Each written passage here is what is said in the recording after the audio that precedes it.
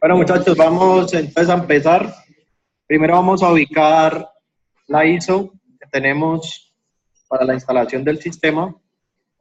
Ya les había mandado previamente unos enlaces. Vamos a trabajar con Debian 8.8. En este caso mi máquina es de 64 bits. Entonces elijo esa. Si tienen una de 32, pues lo hacen ahí. Tiene que ser con esta versión 8.8 por el tema de librerías, por el tema de versiones de paquetes, para que nos funcione pues todo lo que necesitamos. Una cosa es instalar un sistema en solitario, pero como aquí vamos a integrar diferentes aplicaciones, ahí es donde ya toca tener mucho cuidado con las versiones. Por eso muchos aplicativos que vienen empaquetados, ustedes los ven que no tienen las versiones más actuales, precisamente por ese tema, porque se necesita que haya compatibilidad entre diferentes versiones, diferentes aplicaciones. Ya tenemos identificada la versión de DVD. Les dije que la versión de DVD, porque aquí el internet pues es complicado a veces, y si todos vamos a la vez a querer descargar paquetes desde nuestra instalación, pues vamos a tener problemas y se va a demorar la sesión y no vamos a poder avanzar. Entonces con el DVD aseguramos que tiene la mayor cantidad de paquetes en el disco. Si se requiere algo de internet, pues va a ser muy pequeño lo que se va a descargar. Iniciamos con el VirtualBox. Lo utilizamos frente al VMware, pues por el tema de la licencia. El VMware es licenciado, habría que tenerlo craqueado, entonces el VirtualBox es freeware. Entonces lo vamos a utilizar para no tener ningún inconveniente. Vamos a proceder a crear una máquina nueva. Sí, esta máquina se va a llamar PBX CRM ETSR2, ustedes verán cómo la llaman. El tipo de máquina, le decimos que es un Linux y que es de tipo Debian 64 bits. Si no les aparece eso, le colocan lo que más se asemeje, puede ser un Linux o cualquier otra descripción. Yo le voy a colocar 512 megas de RAM. Para los efectos de pruebas que vamos a hacer, pues esa memoria nos alcanza. Ya si de pronto vemos que la máquina está colgando, está muy lenta, pues le podemos subir un poquito, pero eso va a depender de los recursos. En este momento mi máquina tiene libre aproximadamente 1.6 GB de RAM, entonces pues ya ahí estará consumiendo 512 y estoy grabando la sesión, entonces hay que conocer más o menos hasta dónde llevo la máquina, porque si se me bloquea, pues pierdo el tiempo. Listo, le decimos que cree un disco virtual en este momento. El disco duro lo vamos a colocar por defecto en unas 10 GB. No vamos a necesitar todo ese espacio. Así que podemos para este efecto de prueba utilizar ese tamaño de disco. Y le decimos que lo reserve de manera dinámica, es decir, que a medida que él vaya creciendo va ocupando espacio en el disco real. Si yo le digo que no lo cree de manera dinámica, entonces él de entrada me va a consumir esos 10 GB y pues si yo no los estoy usando en la máquina virtual, pues los voy a estar consumiendo desde mi máquina física, entonces no vale la pena. Esta máquina ya ha sido creada, vamos a ajustarle unos cuantos parámetros importantes de la configuración. Esos parámetros son el tema de la red, ¿sí? Vamos a dejarle esa interfaz de red en tipo NAT, ¿sí? El tipo NAT significa que la máquina virtual va a tomar la dirección IP de la máquina host como una dirección WAN y adentro él va a crear una subred a través de la cual vamos a poder navegar pues utilizando el protocolo de traslación de direcciones. En opciones avanzadas le decimos el cable debe estar conectado, ¿sí? Y validamos pues que aparezca alguna de las interfaces de red disponibles. Aquí no necesitamos por ahora moverle, sí, aquí en almacenamiento le vamos a indicar que dentro de la bandeja del CD cargue la ISO de nuestro disco de instalación. Aquí como yo ya la he usado varias veces me aparece en la lista de opciones recientes, pero si necesito buscarla simplemente utilizo la herramienta y me desplazo a través de las carpetas para encontrar el disco que necesito para instalar. Vamos a aceptar y le vamos a dar iniciar a esta máquina. Es como si hubiéramos introducido el DVD. Muchachos, hubiéramos introducido el DVD de instalación dentro de una máquina física y fuésemos a iniciar el proceso. Aquí nos aparece el entorno de instalación, que nos ofrece pues algunas opciones. Vamos a realizar la instalación en modo texto.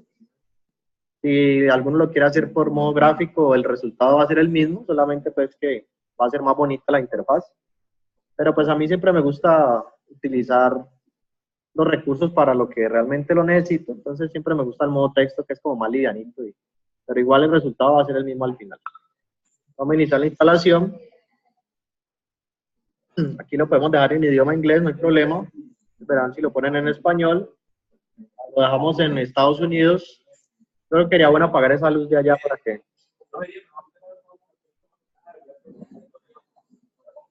No, eso después se puede cambiar, no hay problema. Sí, esto ya los traen ahí. Eso, ahí se ve mejor, no brilla tanto. Lo que dice el compañero y que es importante es la distribución del teclado. Dejémosla en Latinoamérica porque si no luego cuando vayamos a buscar los caracteres nos vamos a perder. Si alguno tiene un teclado que tiene, no me acuerdo cómo se llama ese símbolo, que es como una C con un muñequito abajo, ese es un teclado de España. Entonces no es latinoamericano. Esa es esa letra se utiliza en el catalán y en algunas otras cosas. De resto, si no tiene la ñ, entonces un teclado de los Estados Unidos, es mejor que le pongan la distribución de Estados Unidos para que no vayan a tener problemas con los caracteres, porque vamos a usar el pipe, vamos a usar la comilla simple. ¿Qué conveniente es qué? Sí, tiene que ser el 8.8 porque si no después vamos a tener problemas con la versión del PHP, con la versión del Java y con las versiones del PBX. Tiene que ser ese porque ya yo hice un laboratorio y con otras versiones no funciona bien. ¿Cómo? Tiene que ser el 8.8. Sí, me avisas porque el sábado pasado no pude ir, hermano.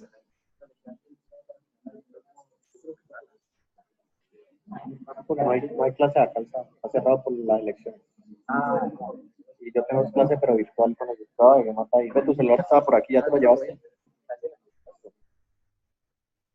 Bueno, entonces, ya después de que él detectó que la interfaz de red tiene conectividad y toda la vaina, nos asignó una dirección. Una bullita por ahí, muchachos. Asigna una dirección por DHCP, entonces vamos a colocarle un nombre a este host. Yo le voy a colocar PBXRM. Ustedes verán cómo le colocan. Este es el nombre de la máquina, ¿no? Este es el nombre con el que se va a identificar esta máquina. Como siguiente, como estamos en la red del SENA, él tomó de manera automática pues esta configuración sena.red. La vamos a borrar porque no vamos a trabajar con ningún dominio por ahora. Vamos en blanco. Sí. Y él me dice, introduzco una contraseña para el usuario root. Listo, lo voy a colocar SENA. Generalmente la contraseña de root debe ser una contraseña fuerte, acuérdense cuando vimos la parte de seguridad, pero aquí como vamos a estar reiniciando, vamos a estar entrando, vamos a estar saliendo, pues una contraseña fácil de recordar es lo mejor. Se recomienda que tenga al menos 15 caracteres, mayúsculas, minúsculas, símbolos, etcétera, para que sea más difícil de detectar esta contraseña. Me permite que ingrese nuevamente la clave, SENA nuevamente para confirmar. Ahora me dice, cree un usuario que no sea el superusuario. Sí, la idea es que uno cuando trabaje sobre la máquina no lo haga generalmente con el superusuario porque puede cometer errores y ya, como es el superusuario, puede dañar cosas si uno no está bien entrenado. Yo generalmente creo un usuario que llama soporte, me pide un nombre de cuenta, lo dejo igual, y me pide una contraseña, también le coloco SENA. En la vida real, esta contraseña debe ser diferente a la del superusuario, porque si me llegan a descubrir esta clave y es la misma del otro, pues ya inmediatamente tienen acceso. Entonces también debe ser una contraseña fuerte y que sea distinta. Listo, aquí ya estamos viendo prácticas de aseguramiento de una máquina, ¿sí? Donde va implícito lo que se debe hacer en mira a cumplir con lo de la ISO 27001 que vimos en clases pasadas. Entonces, todo esto ya son tips y son cosas reales de la vida que deben tener en cuenta al momento de hacer una implementación de un servidor. Me pide que ingrese la contraseña nuevamente. Ahora me dice en qué zona de tiempo nos encontramos. Yo creo que eso es tan pacífico. Si no, solo que lo cambiamos.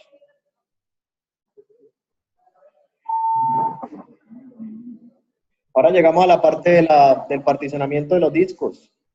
Me ofrece una opción de hacer un particionado guiado utilizando el disco entero. De esta manera él va a coger y él me va a decir, me va a sugerir las particiones que él considera hacer, pero yo quiero hacer un particionamiento de tipo manual.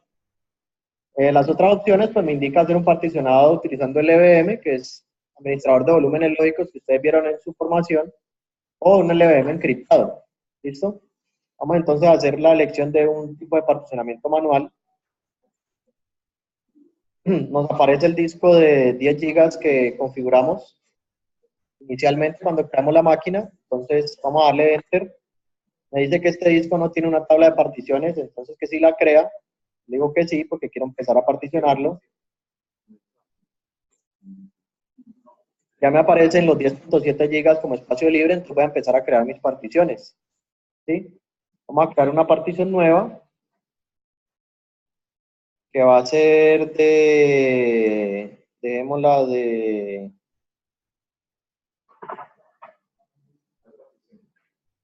dejémosla de 5, a ver, son 6, dejémosla de 6 GB. Sí, le vamos a poner 6 GB y vamos a colocar la partición raíz, que va a ser la partición donde va a estar el sistema principal. Continuar, va a ser una partición primaria. Recuerden que las particiones pueden ser primarias, pueden ser extendidas y pueden ser lógicas. En este caso, como es la partición donde va el sistema operativo, pues yo decido que sea primaria y que sea la única primaria que haya en el sistema. Sí, no lo voy a poner aparte. Ahora me dice esa partición va a estar al principio o al final del disco, pues yo por orden la dejo al principio del disco. El sistema de archivos con el cual voy a trabajar aquí pues va a ser ext4 para este tipo de partición. Vale, por ahí creo que por acá de tropieza. El punto de montaje lo vamos a dejar en la raíz, ¿sí? Y solamente le vamos a agregar opciones que este sea una partición con la banderita de inicio habilitada, para que la detecte y pueda hacer la carga por ahí. Si hubiésemos separado el boot, como dice el compañero, ese punto de montaje, si le hubiésemos asignado una partición distinta, entonces a esa es la que le colocamos la marca de arranque. Una vez terminamos, le decimos se ha finalizado. Ya nos aparece la partición raíz configurada. Ahora vamos a configurar una partición de intercambio. Esa partición vamos a dejarla, dejémosla de 500 megas. Esa partición ya va a ser lógica, que ya no necesito que sea primaria. Está al principio del disco. Y le vamos a decir que ya no sea ext4, sino que sea una área de intercambio o partición de tipo swap. Y la partición de tipo swap es la que se utiliza cuando la memoria RAM ya está llena. Él empieza a hacer paginación sobre el disco duro. Hay que tener en cuenta pues que el disco duro tiene una velocidad más lenta comparado con la RAM. Por lo tanto, si una aplicación empieza a paginar en disco, pues va a presentar lentitud y problemas en el rendimiento. Y si con la cantidad de memoria RAM que uno le puede poner a los equipos hoy en día, le toca utilizar discos porque o su aplicación consume mucho, o su aplicación está mal diseñada, o tiene algo en la máquina que está consumiendo la RAM de manera innecesaria. ¿Listo? Cuando le colocamos que es un área de intercambio, ya no nos muestra más opciones. En el pasado se recomendaba que la swap fuera el doble de la memoria RAM, pero como la memoria RAM ha crecido tanto, pues hoy en día una swap de más de 2 GB no es recomendable porque, como les digo, si les va a tocar utilizar la swap, es porque tienen un problema en su máquina. Y esta última partición de 4 GB la vamos a crear de tipo lógico, con formato, con sistema de archivos ext4 y le vamos a asignar el punto de montaje bar. Cuando yo monto servidores de telefonía, ¿por qué me gusta colocar la bar en una partición independiente? Porque en la bar es que yo guardo las grabaciones de las llamadas. Entonces, si yo tengo eso en una partición independiente y esa partición se me llena, yo puedo, si tengo LVM, hacer que esa partición crezca, o si tengo una NAS o tengo algún dispositivo de backup en la red, puedo hacer un backup mucho más fácil. O si se me llega a dañar el inicio del sistema, se me daña el boot, se me corrompe algún archivo del sistema raíz, pues yo puedo, así como cuando uno instala parte de los documentos en Windows, que puedo reinstalar lo que hay en la partición principal y dejar esta partición ya para el almacenamiento de mis datos. Le digo finalizada la configuración, entonces me quedan 3 particiones. ¿Sí? Vamos entonces a decirle finalizar el particionado y escribir los cambios en el disco. Acuérdense que como esto es un disco duro SCSI o serialata, el sistema lo va a identificar con el prefijo SD. Como es el primer disco, entonces va a ser un SDA. Y la primera partición primaria es SDA1. Y acuérdense que las particiones lógicas arrancan a partir de la quinta. Por eso esta va a ser la número 5, esta va a ser la número 6. Es decir, que cuando queramos acceder a esta partición bar, va a ser la SDA6. Cuando queramos acceder a esta partición swap, va a ser la SDA5. Y cuando queramos acceder a la partición raíz, va a ser la SDA1. Esto ya son cositas pues de Linux básico que creo que la habían trabajado antes. Entonces, finalizar el particionado y escribir los cambios en el disco. Me pregunta si deseo confirmar los cambios que realicé, entonces le digo que sí. Empieza la instalación del sistema base.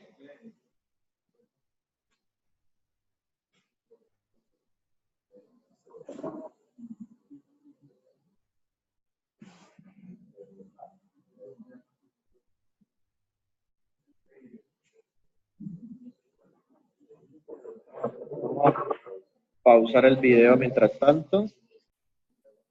Ahora me dice que él ha detectado un DVD y que ya tiene los paquetes en la base de datos. Ustedes bien saben, el gestor de paquetes lo que hace es indexar los medios, bien sea un servidor, un DVD, una USB, etcétera, y él guarda dentro de su base de datos en dónde están los paquetes, cuántos pesan, qué versiones son, qué dependencias tienen, etcétera. Y me dice que si tengo otro DVD que yo quiera escanear, en caso de que lo requiera, pues él me lo va a permitir trabajar. Yo sí tengo otros DVDs ahí, pero pues por ahora con el primero podemos trabajar. En caso de que tenga otros medios, yo los introduzco y de tal forma, el día que yo necesite instalar algo, él me va a decir, introduzca el CD número 3, introduzca el DVD número 1, número 2, bla, bla, bla, porque él sabe dónde está cada uno de los paquetes. Lo que él no encuentre, pues lo va a ir a buscar a internet. Entonces le digo que no me escanee otro DVD. Me dice que puede utilizar un espejo en la red en caso pues de que no tenga los paquetes en el DVD, bla, bla, bla. Le digo que sí. A veces por las restricciones de la red del SENA eso no funciona. Vamos a darle que lo intente. Si funciona bien, si no, no pasa. A veces sucede que algunos equipos sí los deja pasar y otros no. Entonces, al que le funcione no hay problema y a los demás miramos cómo resolvemos en caso de que le presente algún tema. A mí me gusta utilizar los repositorios de Francia porque son muy rápidos, son bastantes, están actualizados, tienen buena latencia, buena velocidad, pero ustedes pueden usar los que ustedes deseen. Generalmente uno busca unos servidores cercanos, ¿no? Pero la verdad es que con los de Colombia, los de Uniminuto a veces no me veo como muy bien, entonces sí, eso de queda ahí como que a veces no están disponibles o están sobrecargados. La de los Andes también creo que tiene por ahí algunas. Listo, entonces vamos a dejarlo en Francia, ya ustedes verán. Mire toda la lista que hay, yo escojo el primero, si no me funciona escojo el segundo y si no, pues ya lo dejo ahí. Desde que hicieron un cambio en la configuración del proveedor de internet de aquí, ya no se necesita proxy. Anteriormente sí necesitaba, entonces si lo tuviéramos, hay que configurar ahí la dirección del proxy para que él le pregunte a él y le permita descargar. Entonces en este momento lo dejamos en blanco. Si ustedes hacen esta prueba en sus casas, pues en sus casas muy seguramente no van a tener proxy, pero si están en alguna empresa deben primero validar con el administrador de la red si el proxy existe o si simplemente se puede dejar en blanco. Entonces él ahí está escaneando ese.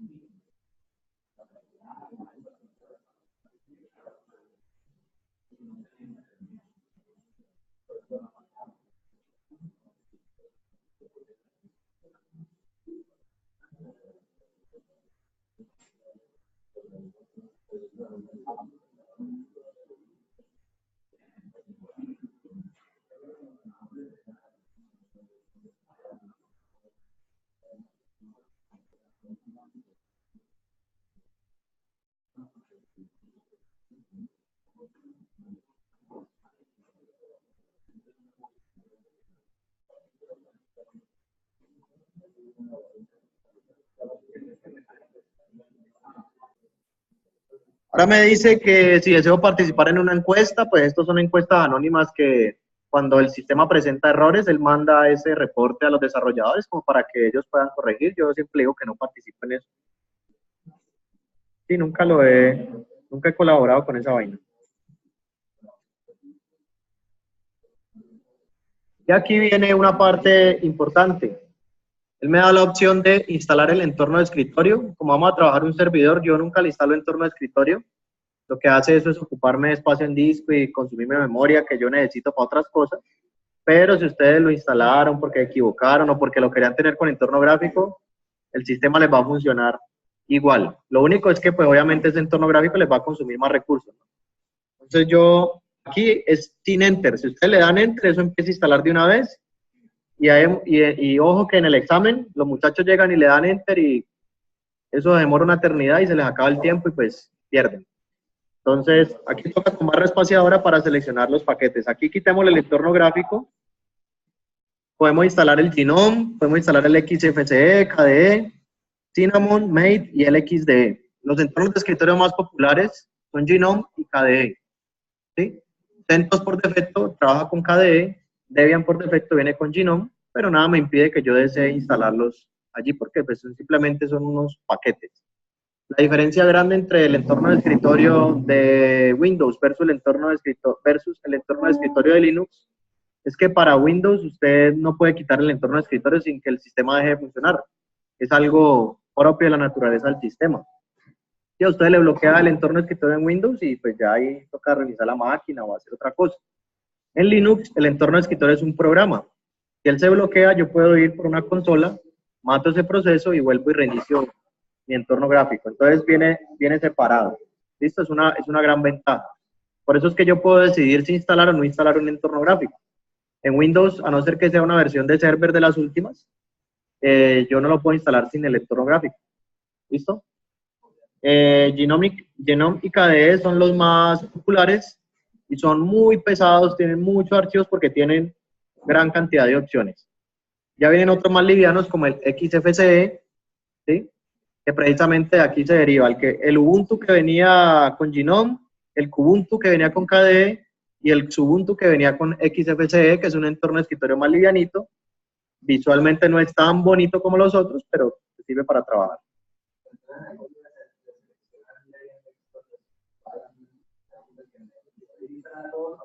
No, usted dice cuáles. De hecho, yo puedo instalar varios. Yo podría decirle, ahora quiero arrancar con KDE, ahora quiero arrancar con Gnome. Él instala, creo que un entorno horrible, hay una cosa X11 que no, eso es feo. Es un entorno, ¿se han visto? Un entorno que es como todo gris, como cuando el televisor no cogía señal y sale una X negra y el puntero es todo. O sea, no tiene nada de nada, solamente tiene un clic derecho para hacer algunas tareas y sacar una terminal. Es un entorno re básico. Y aquí yo podría decirle instalar web server, no lo voy a hacer, servidor de impresión tampoco, pero sí quiero que quede el SSH de una vez, porque a mí no me gusta gestionar la máquina desde aquí, desde el entorno de virtualización. Ustedes han visto, él bloquea el clic y después esa pantalla a veces cuando sale la consola no se ve bien, no se ven todos los caracteres. Entonces simplemente yo lo utilizo para instalar y después yo ya lo entro y lo gestiono por SSH desde mi cliente preferido, que en este caso es el MOBA Xterm. Ya ustedes verán si lo hacen por PuTTY, si lo hacen por Teraterm, por lo que ustedes quieran. Eso hay 1000 opciones en el mercado gratuita y de pago para hacerlo. Pues listo, ya le dijimos que vamos a instalar SSH y las utilidades estándar del sistema, le vamos a continuar. Y ahí pues él va a empezar a descargar los paquetes desde el DVD. Imagínense esos 284 paquetes descargándose desde la web, todos aquí al mismo tiempo, pues se nos colapsa esta vaina y no funciona. Entonces por eso les sugerí que descargaran el DVD. Vamos a pausar aquí un momentico para que no nos consuma esto. Entonces, ahora me pregunta que si quiero instalar el group, que es el manejador del inicio, el administrador de inicio, en el registro de arranque maestro del disco. Es el que me va a permitir cuando el sistema inicie, pues encuentre dónde está la información de la partición del sistema y pues que pueda iniciar sin problema. Le digo que sí y me va a aparecer el disco duro, acuérdense que un disco duro es COSI, entonces SD, como es el primer disco, es SDA. Entonces le digo que lo instale ahí.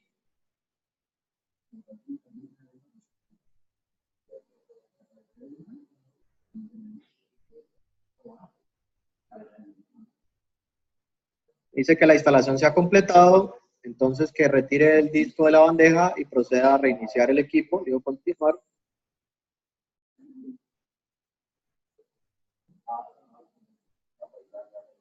Aparece el prompt de inicio donde elijo el sistema con el que quiero arrancar. Cuando yo hago actualizaciones de kernel, ahí se me va llenando esa lista de diferentes versiones. Y ya estamos en el prompt. Miren lo rápido que carga la máquina porque no le pusimos nada de entorno gráfico y le pusimos solo los paquetes básicos. También yo siempre busco que una máquina cuando se reinicie pues sea lo más rápido posible. A veces uno remotamente le da a reiniciar un servidor y eso demora como 5 o 10 minutos que uno se asusta de que uno vuelve a subir o qué pasó. Entonces eso también es crítico cuando uno tiene afán. Vamos a validar la cuenta soporte que yo creé con clave Sena. Listo, aparece el usuario soporte @pbxrm, que es el nombre que yo le puse al host, y aparece en el prompt el signo pesos indicándome que es un usuario no privilegiado. Vamos a salir, a hacer acceso al superusuario con SU espacio menos, clave Sena, y me aparece usuario root @pbxrm, que es el nombre de la máquina, y en el prompt aparece un numeral que me indica que soy el superusuario. Vamos a validar de la tarjeta de red que yo le coloqué, qué dirección tomó con el comando IP espacio addr, que reemplaza el comando ifconfig. Este comando, ¿cómo? Sí, él lo completa. Él busca que, él ve que no hay más coincidencia y lo puede hacer. Lo que pasa es que el comando ifconfig pues, no traía un soporte total sobre IP versión 6, entonces ya está siendo reemplazado por este comando. Vemos que aparece la interfaz de loopback, que siempre debe estar en 127.0.0.1, y aparece una tarjeta ETH0 con dirección IP 10.02.15, que es la que me entrega el DHCP de la red NAT que yo creé. ¿Sí? Vamos a validar si tenemos DNS. En el tcresolve.com vemos que nos asigna los DNS de la red del Sena de forma automática. Por lo tanto, podríamos hacer un ping a Google y deberíamos tener salida. Entonces, tenemos respuesta de ping, por lo cual ya indicamos que esta máquina pues tiene conectividad hacia Internet, ya tiene una dirección IP local asignada y vamos pues entonces a proceder con las demás configuraciones. Vamos a pausar este video hasta aquí para que no se nos haga tan largo.